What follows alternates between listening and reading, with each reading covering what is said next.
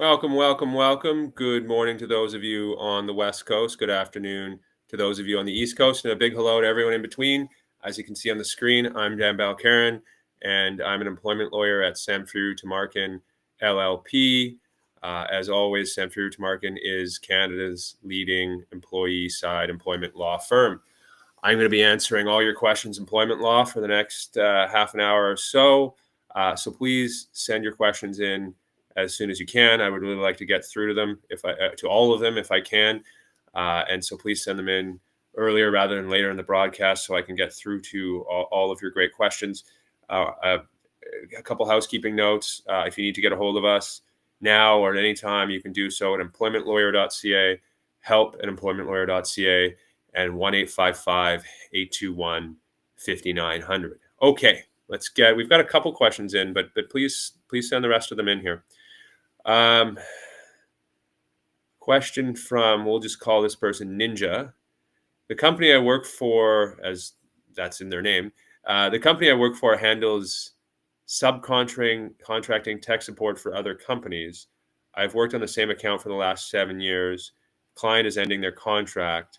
My employer wants to move me to work with a different company, but it's a very different job and will be in person instead of remote. If I do not take the role, they say I'm quitting. Is there no other option for me? That's very interesting.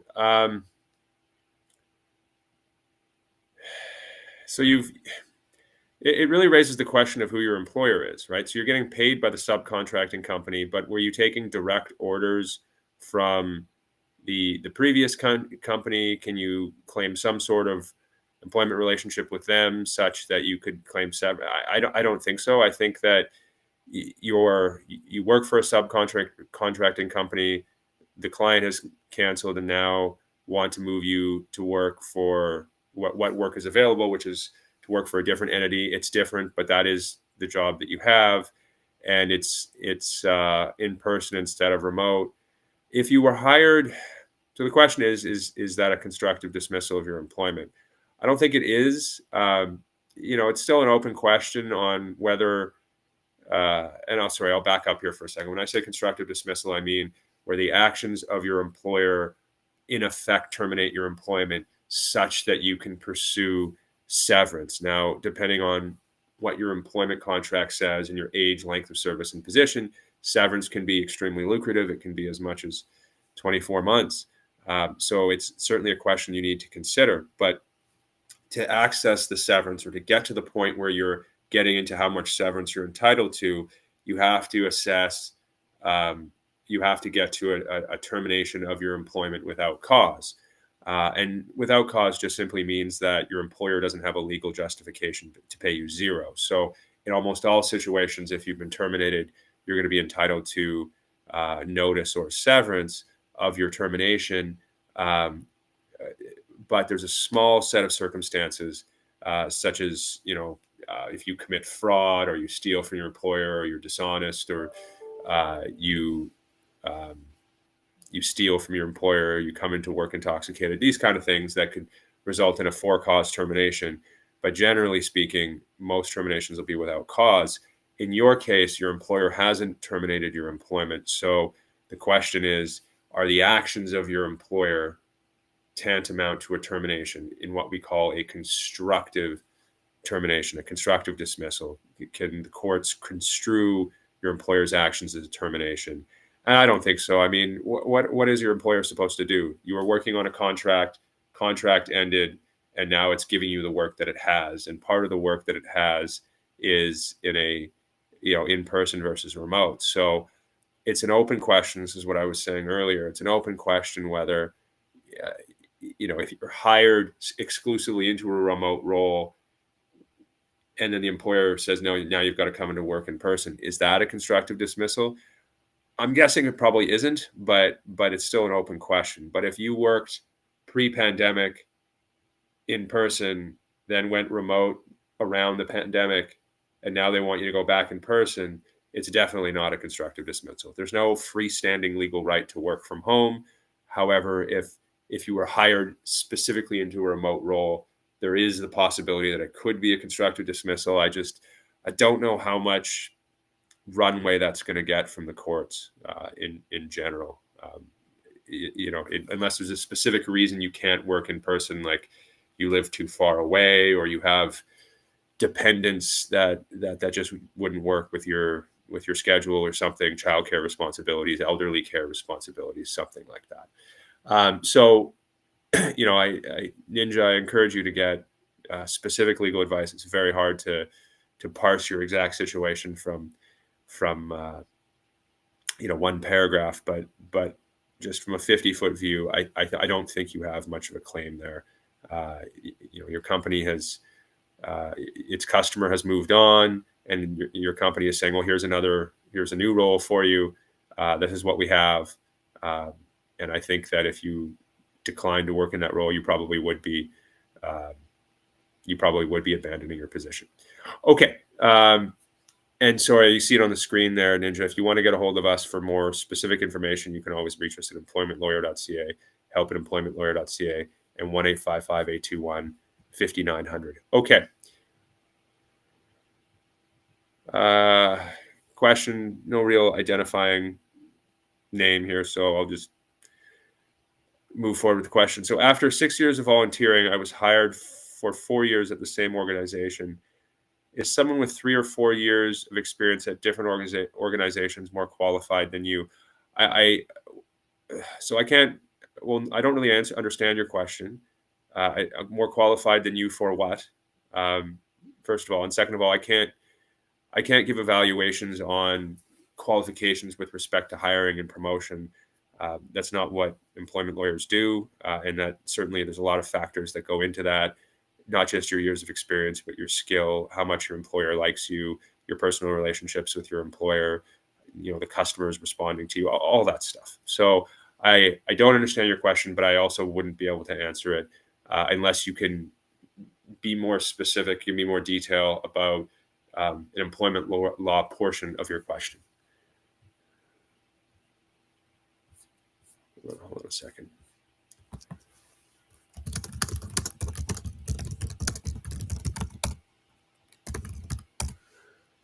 Okay, question from NC. I'm considering taking a medical leave for stress. This has been caused by a colleague of mine who is very difficult to work with. I was informed this morning I was being interviewed as part of an investigation into these complaints.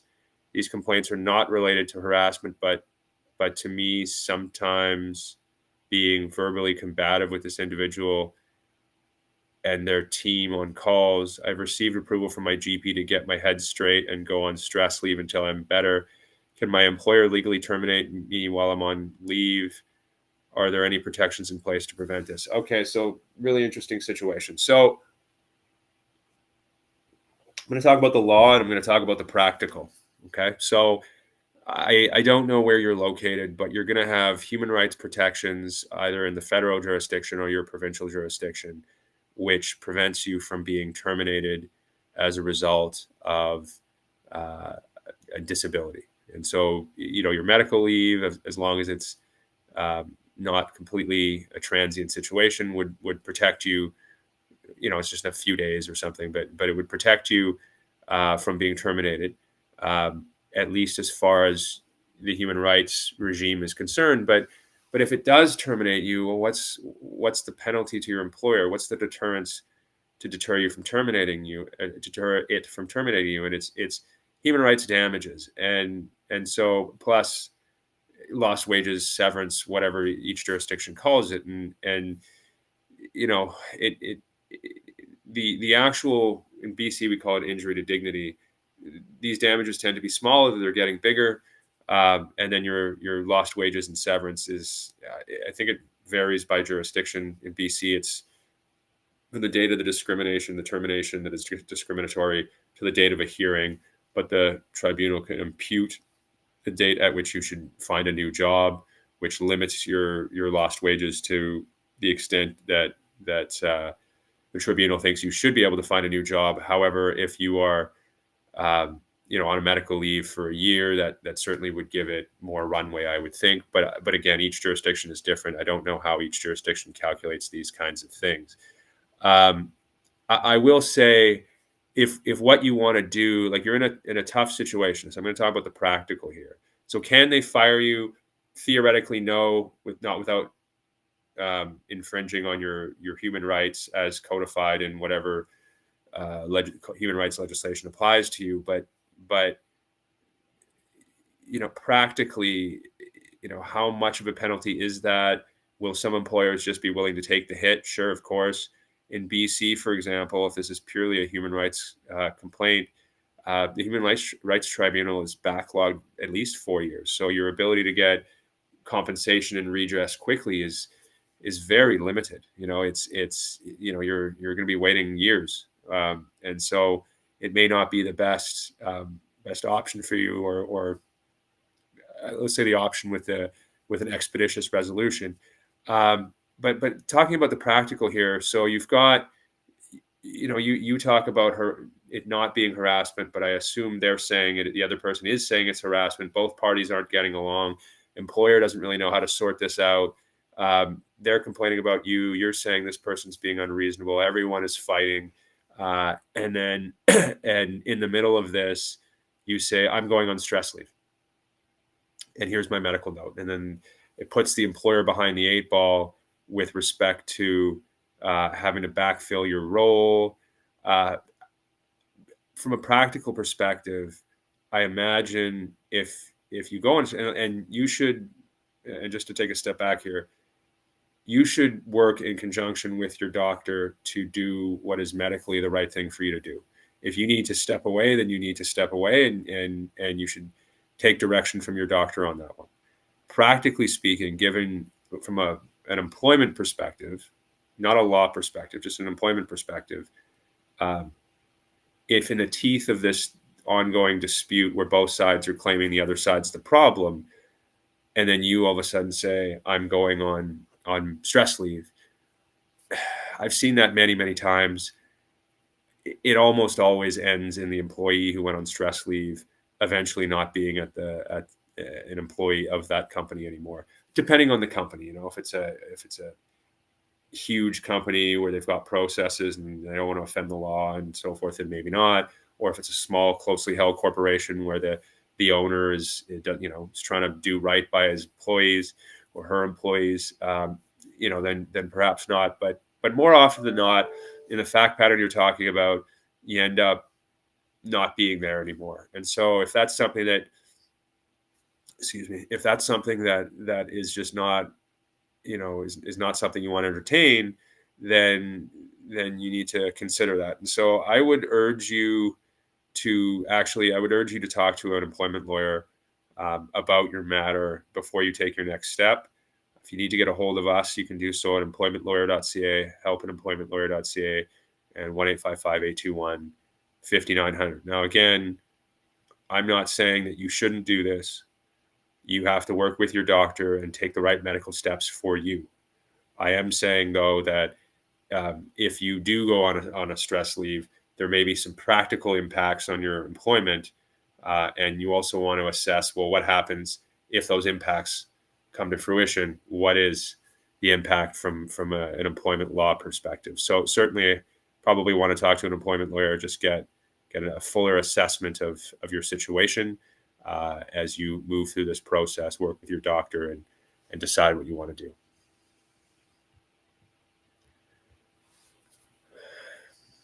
Question from Alto.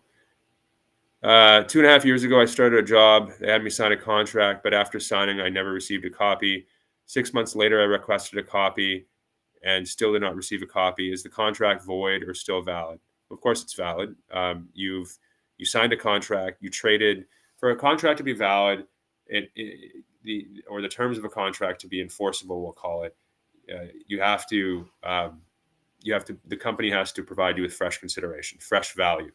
So they provide, or both sides have to provide fresh value. So they provided you the job, and you provided your signature limiting, agreeing to certain terms of employment that probably to some degree limit your entitlements. And so now you have a binding contract. Now, the fact that they're not giving it to you is very strange, but nonetheless, it would still be valid if they produced it later, if there was any dispute over, say, severance. have they told you why they're not producing it? Could they have lost it? Do they not have it? It's kind of unusual. Is it just human resources is backlogged and doesn't want to bother dealing with your matter? But is it still valid? Yeah, if they find it, absolutely. It becomes invalid if if you get promoted substantially out of your position to a position that's radically different, provided that the contract you signed doesn't account for such moves. Um, or if they provide you with a new contract that you were provided fresh value for signing, then that new contract would be valid. But otherwise, yes, it's still valid, just because the fact that you don't have a copy of it doesn't render it invalid. So I'm not going to say you should keep trying to get a copy of it, but it is a strange thing that they won't give it to you. But nonetheless, if they produce it at some point in any dispute, it would be valid, yes. Question from Paul.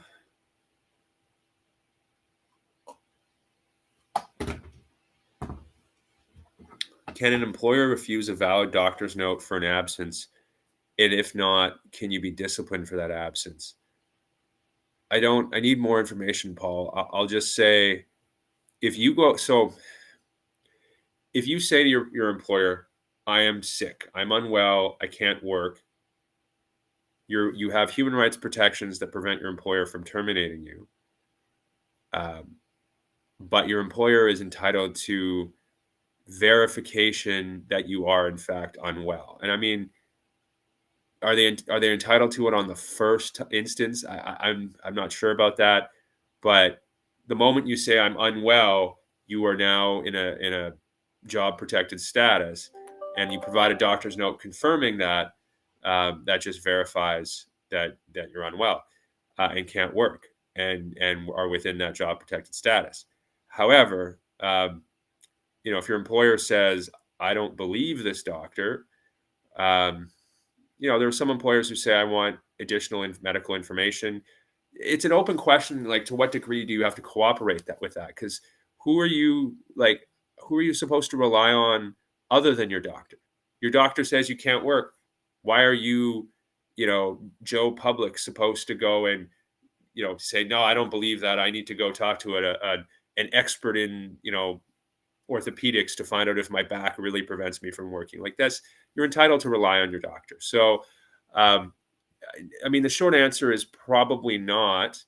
Your employer can discipline you for anything. The question is, if they fire you, do they have just cause to fire you? I would say no. Or is the discipline after providing a medical note enough for you to claim constructive dismissal of your employment to pursue severance? Probably also not, depending on the nature of the discipline. But I think, Paul, if you can send me more information before the broadcast is done, that would help. I don't really know what you're asking, but that is complicated and nuanced enough that you'll want to, if there's something actually happening on your end, like this is not just a hypothetical question, you may want to get specific legal advice about it. But send me more. We've only got about 10 minutes left. Send me more information about that. I'll see if I can get you an answer. Okay. I'll just identify this person as UT by initials. I was having a private conversation with my coworker where I expressed my unhappiness with I assume you work in a restaurant, my unhappiness with the restaurant and how I was thinking of leaving. The next day, I get a text from my boss saying that I was let go. When I asked why, she confessed that she heard the conversation I had with my coworker live through the cameras. Okay. And she said she didn't want the negativity I was bringing to the workplace. Is spying on a conversation like this even legal when both me and the coworker were both unaware that cameras had mics and our audio was being recorded? I mean, the short answer is I think no. I don't think you can be recorded in the workplace without your consent. I admit I have no specific knowledge of this. I know virtually nothing about privacy legislation. That strikes me as something that is illegal. And I don't know if you have redress against the employer for that. I don't know if remedies under specific privacy legislation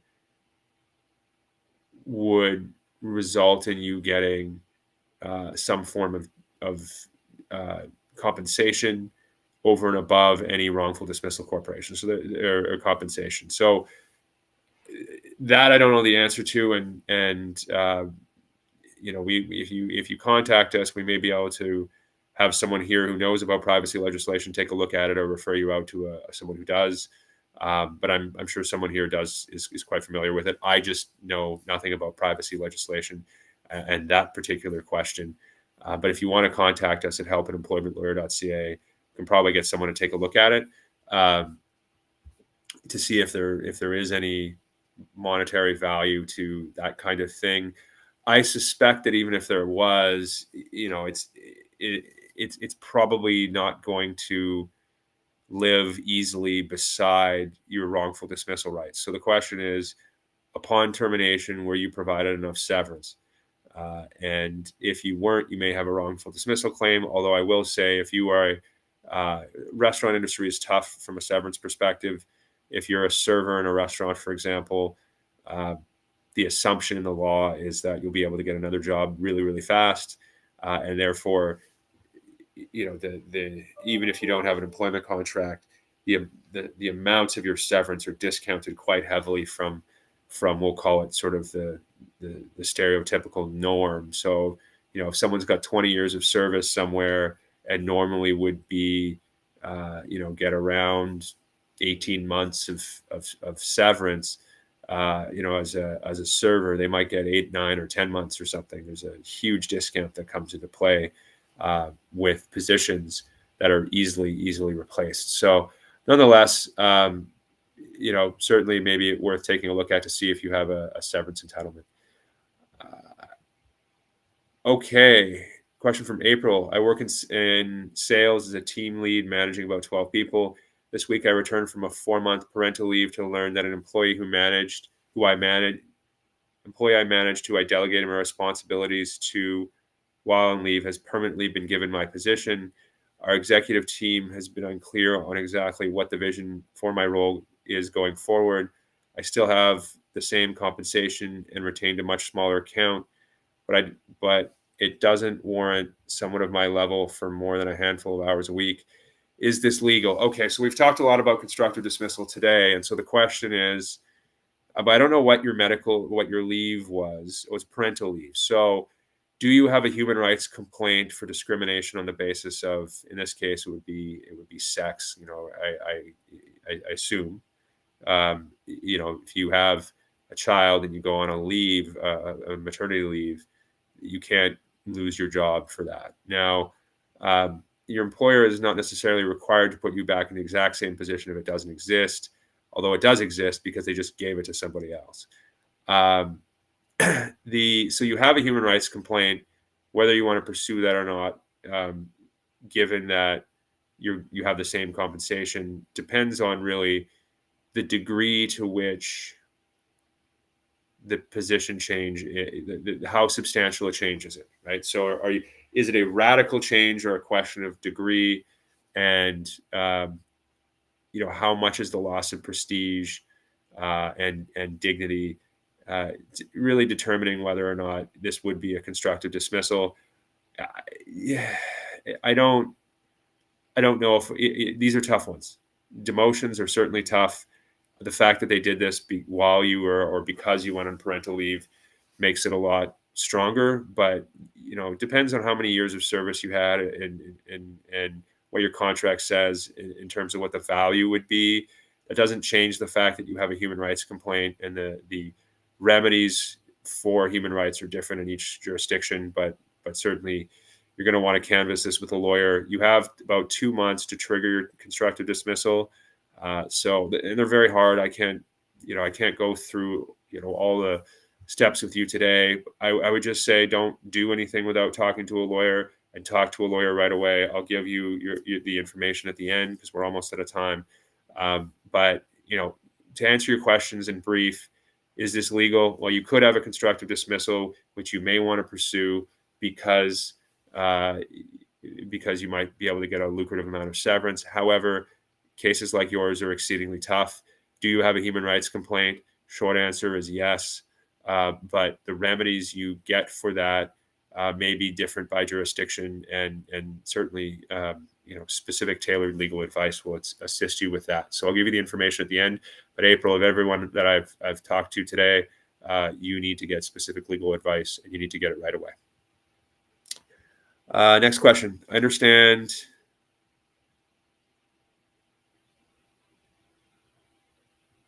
Okay, so they're talking. I'll just get rid of that first part. If my employer is not allowing me to return to work indefinitely and my benefit is ending soon, my employer has, what should I do? Um, so this is an employment question and a disability question. So if your employer, like if you're medically cleared to return to your work and your employer says you're not allowed to return, that's a termination of your employment. But you're also on disability, and there are questions about when that disability ends or not. I would need more information. Otherwise, I would suggest you give us a call at our toll-free number, and our intake team will assign you to the right lawyer.